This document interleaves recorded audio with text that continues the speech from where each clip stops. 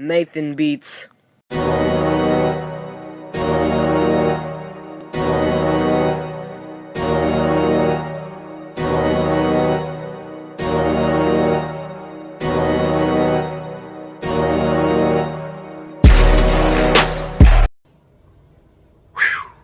What's up, guys? This your boy Mr. I240. I'm back with another episode today.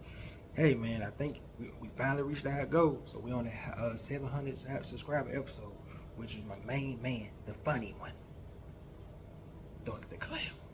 No Damon Wayans. Homie don't play that. So most important, y'all, I want to thank y'all. Hold on, let me do this thing right. First and foremost, I want to give a shout out to Jesus Christ, Yahweh, whatever y'all want to call him. If it wasn't for him, won't be no me, won't be no Paige, won't be no y'all. You know what I'm saying? So I appreciate him for that. And you know what I'm saying? Because we all, like I always say on the video, the world is going through critical times. You know, we got the economy finna collapse, World War III finna happen, the Antichrist finna be here. Wait, yeah, y'all know. If you've been watching, you watching all my conspiracy theories out there. Y'all be watching, y'all know what I'm talking about. So, you know what I'm saying? I know I try to record episodes like this to give y'all content from a perspective of just life in general. And of course, we're going to talk about the wrestlers' careers and stuff like that. But I just like put perspective up on their life and the choices they make, you know what I'm saying? Just to bring it back to the Holy Spirit and stuff like that. Because being famous don't make you happy. And a lot of money don't make you happy, you know what I'm saying? But with that being said, we're finally here at our 700 subscribe episode. And we're on our way to the 800 episode. I think would be Ric Flair versus Dusty. Or I think it'll be Kofi versus... No, it'll be Kofi Mania, I'm sorry. So, if you're new to the page, comment, subscribe, hit that button below.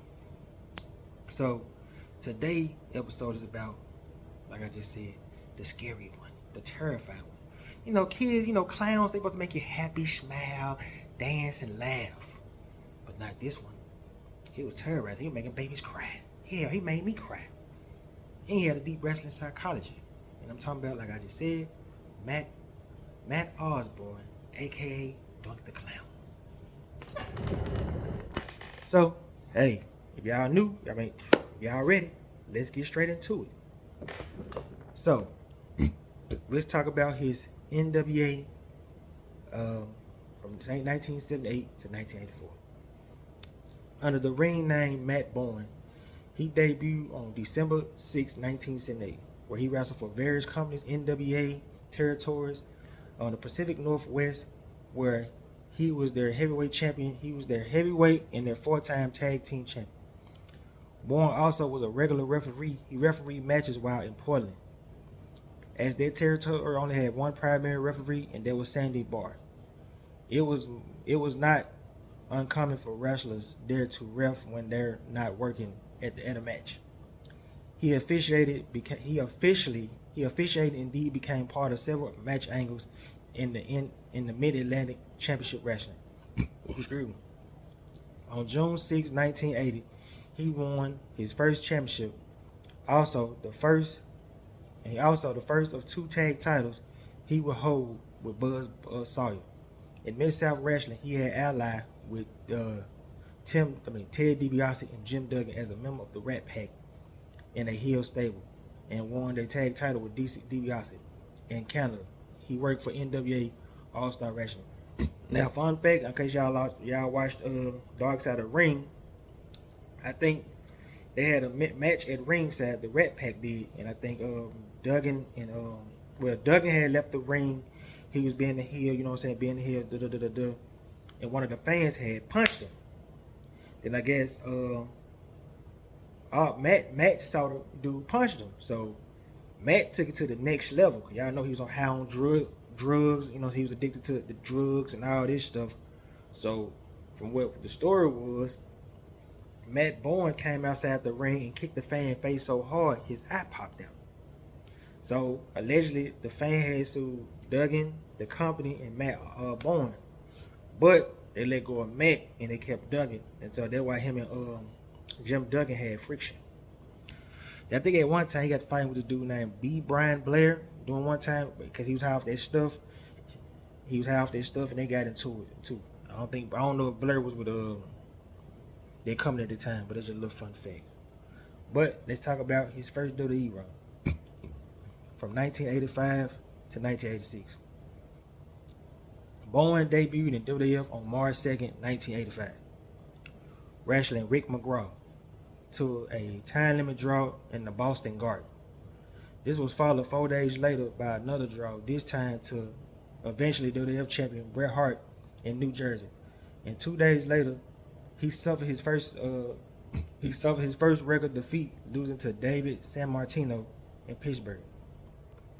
But he was primarily a jobber, occasionally beat by other jobbers at house shows. He made his television debut on WWF in 1985 on All Star Wrestling, teaming up with Frank Marconi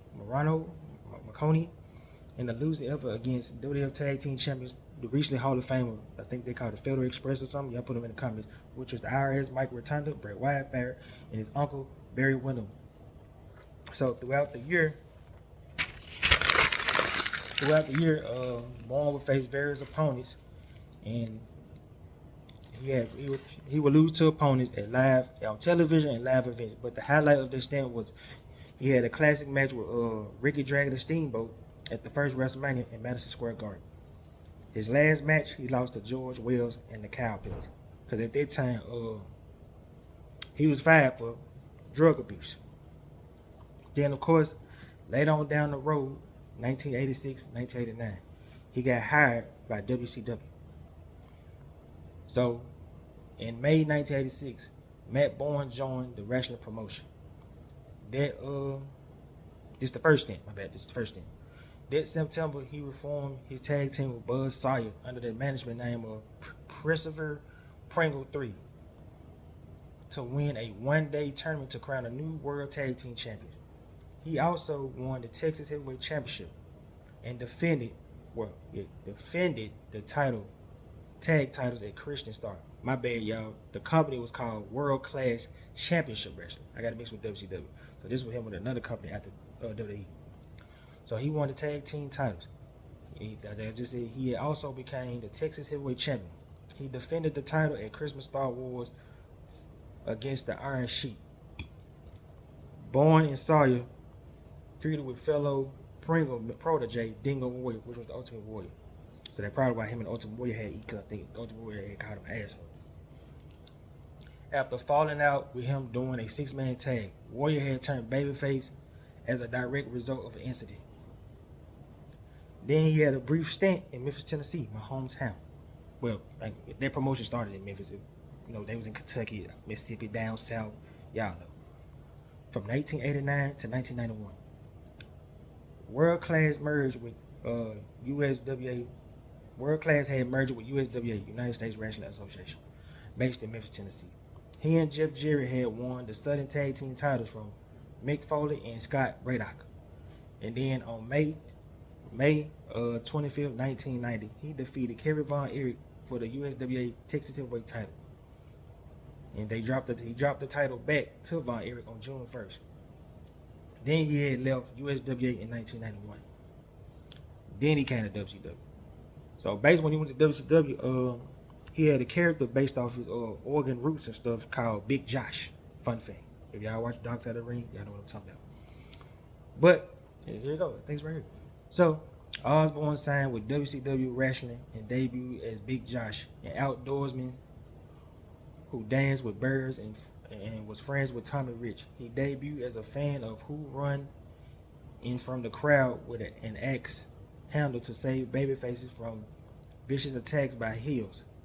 During his stint with WCW, Osborne won the United States Tag Team Championship with Ron Simmons and the World 6-Man Tag Team Championship with Dusty Rhodes and Tom Zurich, where he defeated Richard Morton and continued to make sporadic WCW television appearances. And then around that time, he had got the call back from Vince for his second run, which expired the character Dunk the Clown, which was inspired by Krusty the Clown from The Simpsons. I think Hulk came up with the name and stuff like that because he was smoking a cigarette, his hair was looking crazy, and it gave him an idea. And from what I heard, him and Vince had collaborated. So after leaving WCW in 1992, Osborne returned to the WWF World Wrestling Federation September 21st in Winnipeg. Winnipeg. At a WWF Superstar taping. competing as himself, he defeated Bill Jordan. But shortly thereafter, he became Doink the Clown, a villainous clown gimmick. A villainous clown gimmick that will frequently pull tricks on wrestlers at ringside, as well as fans. He made his ring television debut on January 31st, 1993 on Wrestling Challenge, defeating Bob East.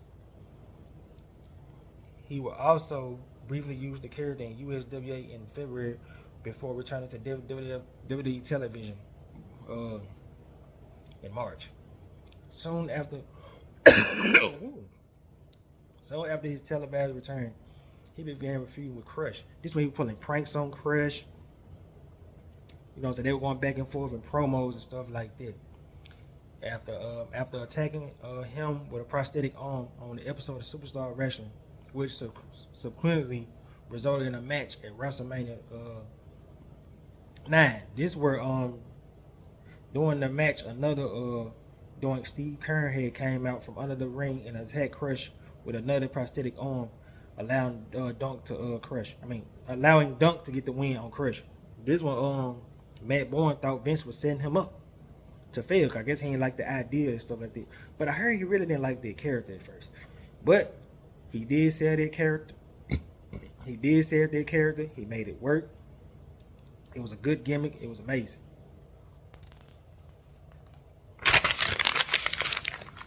But in the spring of 1993, Doink was given the opportunity to enter the King of the Ring facing Mr. Perfect in a qualifying match. We all know Bret Hart won King of the Ring that year. In a qualifying match. After two time limit draws, Mr. Perfect defeated Doink in that third match at the pay-per-view itself. Doink, or rather two Doinks, distracted Crush, causing him to lose the Intercontinental Champion match to Shawn Michaels. So him and Crush were still beefing. So Doink spent most of the summer of 1993 continuing to feud with Crush, as well as successful house show runs against Marty Jannetty. And the 1-2-3 Kid, as well as losing high-profile matches against opponents like Bret Hart.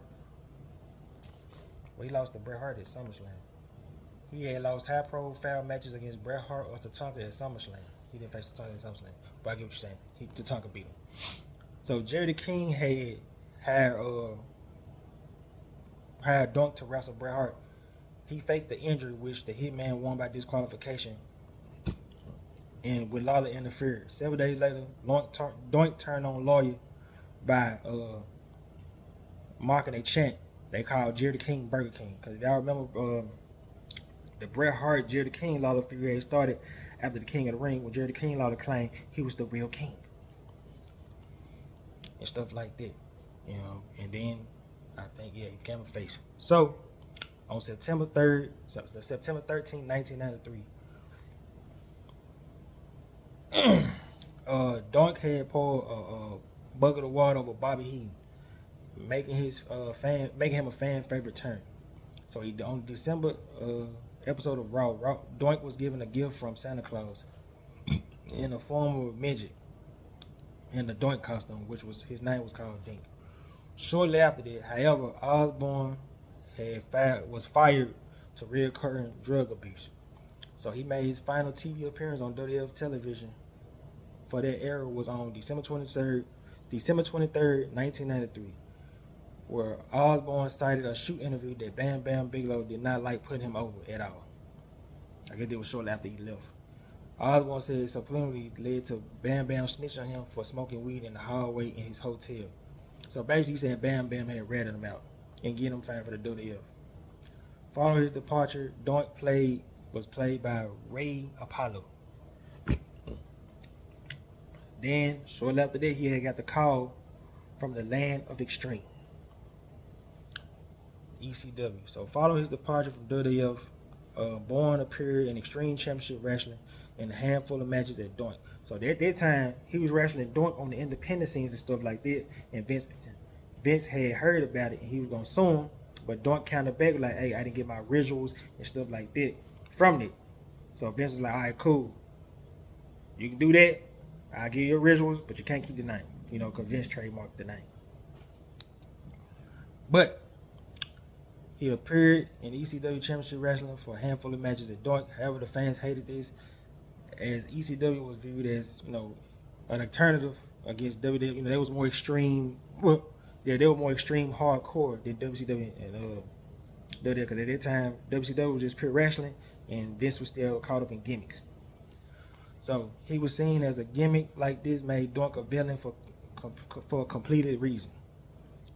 But after Doink lost the match to then World Heavyweight Champion Shane Douglas, Douglas went on to criticize Vince McMahon for turning a talented wrestler like Bourne into a comedic relief as a character. So he had infamous promos and stuff like that. He claimed that he knew how to bring out Bourne's full potential. Bourne then changed his name to Bourne again, which he continued wearing the clown suit, but Alabama without the wig, wearing a minimum amount of face paint, and as well as growing out his hair and beard after beating his opponent. He would make them dress in a clown outfit. However, his team with the company was short-lived due to personal problems. Then, of course, 1994-2003. After leaving ECW, he wrestled on the independent circuit for several reunion shows. He made various independent promotions under his name Matt Bourne. So in 2005, he was at Wrestle Reunion 2, where he participated in an 8-man tag match alongside Andrew Tess Martin, Steve Corino, and the Mad Super. The Blue Meanie, Steve Corino, and the Mad Superstar. However, this team lost to Dusty Rhodes, the Blue Meanie, Tom Pitcher, and D'Lo Brown. So, on December 10th, 2007, Osborne reprised the role as the Royal of Doink on the Raw 15th Anniversary show, where he took a part of a Legends Battle Royal. In early 2010, he reinvented the Doink character to resemble Heath Ledger's portrayal of the Joker in The Dark Knight, nicknaming the incarceration Reborn Again. The character debuted on March 27th, ISPW in New Jersey on May 23rd, 2010. Doink the Clown, portrayed by Dusty Wolf, interfered against Sanagor Akbar and his men Dr. Knuckles and Ramel. This caused them to lose the Wrecking Ball wrestling tag titles in retaliation.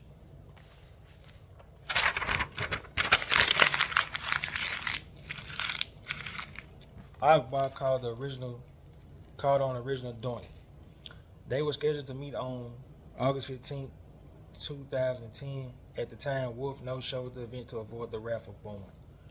On August 8, 2010, Bourne won the Wrecking Ball Wrestling Championship. After this, Osborne had returned to a full-time schedule, continuing to compete semi-regularly basis all over the United States for the last several years until his last few days of his death on June 28, 2013.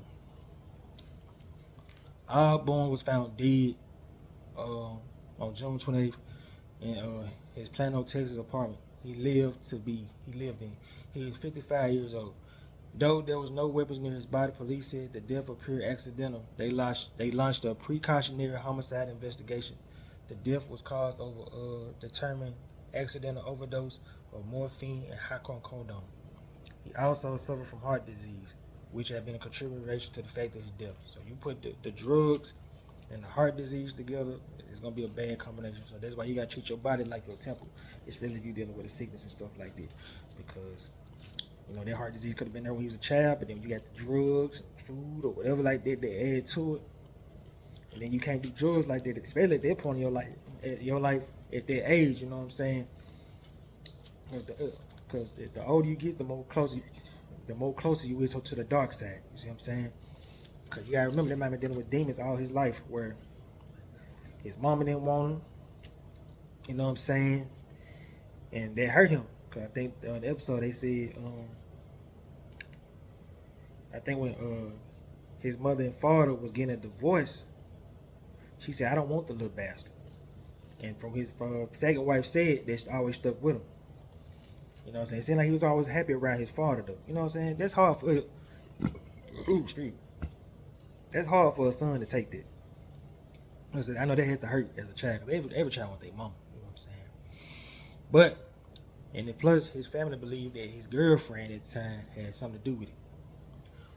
So in June 2015, a wrongful death lawsuit was against the WWE for allegedly that the WWE created a culture of violence and sacrificed Matt Osborne's brain for their own profit, which led to further illness, injuries, including depression and drug abuse, which ultimately resulted in his demise. Attorney Jerry McDevitt said the suit was without the merit and blamed the attorneys for taking advantage of the families involved.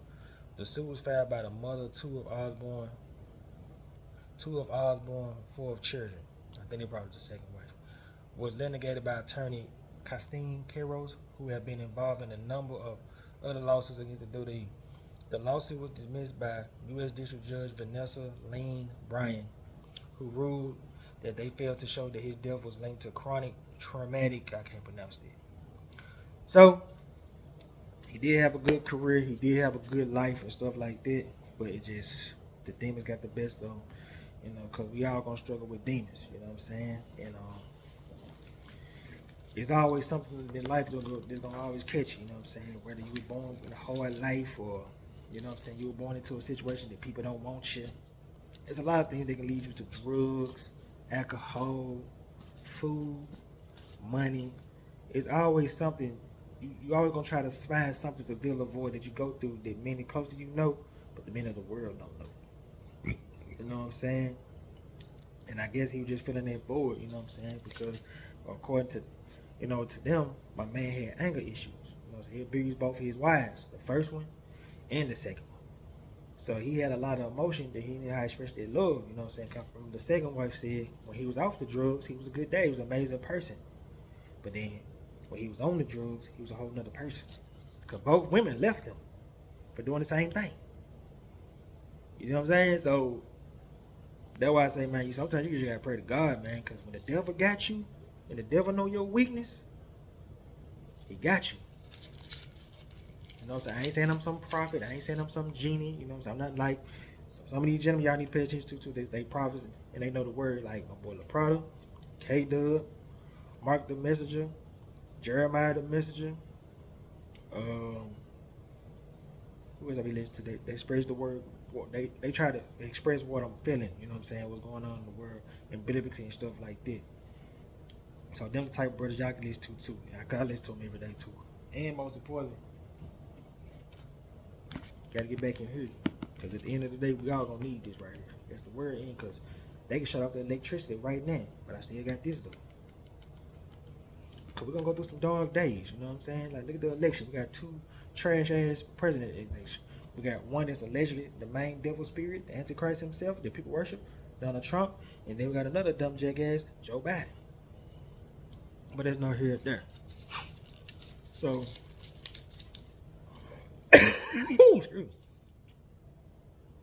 my man was going through a lot and stuff like that, so he had a lot of demons and stuff like that, you know. And I guess he just wanted to be loved, and he know that he blown some of his opportunities. You know what I'm saying? I'm pretty sure, according to the episode, at times he didn't take accountability. I know when he got released by the WWF, he was bummed out about it. You know, so he had just bought a brand new house with a brand new tub. You know what I'm saying? And he blew the opportunity to continue with the drug use. And then at the time, we get to it right here. So, in USWA, from what I can find, he had a match with James Rapid. He had a maniac angle on Memphis Wrestling, and of course him and Kevin Von Erich had teamed up against the Dogs of War. And of course, he had the match. He had the matches with Kevin Von Erich for the title. Then, of course, he had his WWE career where he faced Randy Savage, where, you know, on that Monday Night Raw, he had won the match, and he did the double doink. He had 3 dunks. He had 2 dunks in the stands, and he had himself right there. So he had a good angle. He faced 1-2-3 Kid. He fought Mr. Perfect. He fought Bam Bam Bigelow. You know, they did a little prank. You know, he did a little prank on Bam Bam. I think that was one of his last moments on there. He fought Bob Backlund. I think he fought Kamala too. Typhoon, Bret Hart, Crush, Tatanka, Coco Beware. And the ECW matches I just couldn't really find, you know what I'm saying, stuff like that. But like I said, you know, on the Dogs of the Ring stuff, he was one of the scariest clowns ever. He made kids cry. He was mean, you know what I'm saying? He made the kids cry. Then the part where he got to fight with Brian Blair over a girl. Then the concept, how they came up with Dunk the Clown. But he was addicted to drugs bad. And then, of course, there was times where at the beginning of the episode, they had shown him going to an independent ring, and then he started reflecting on his career, how much time stuff he let back go back. You know what I'm saying? And of course, I said he had the classic match with Ricky Steamboat.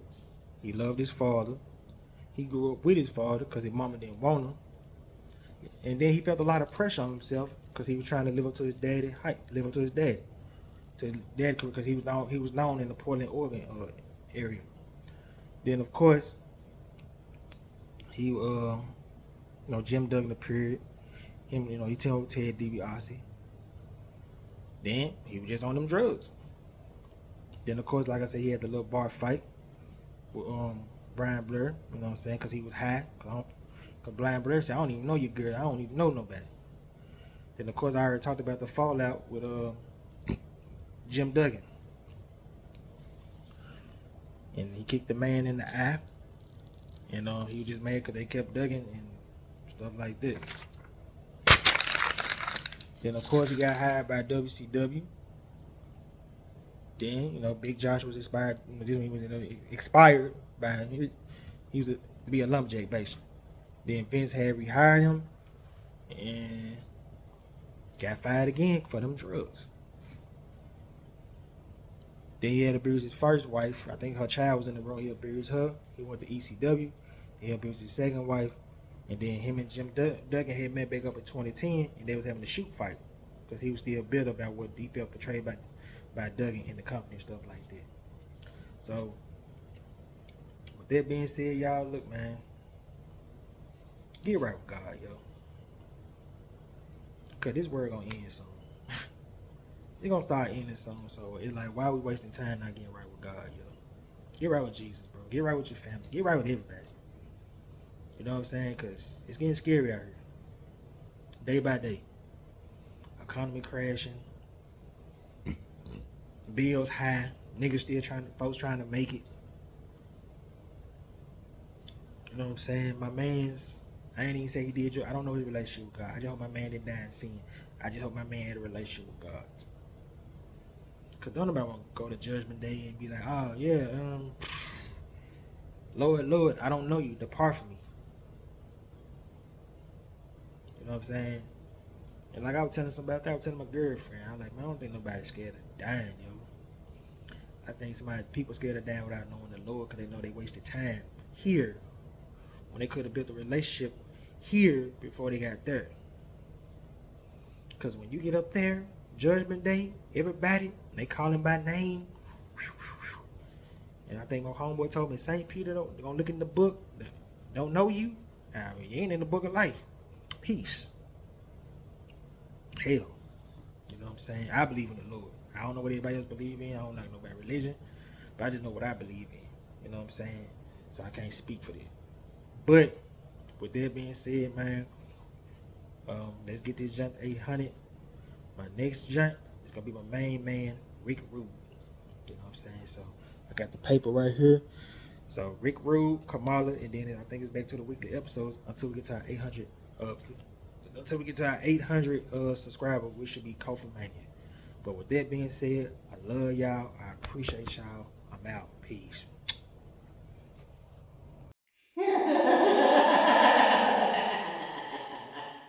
Nathan Beats.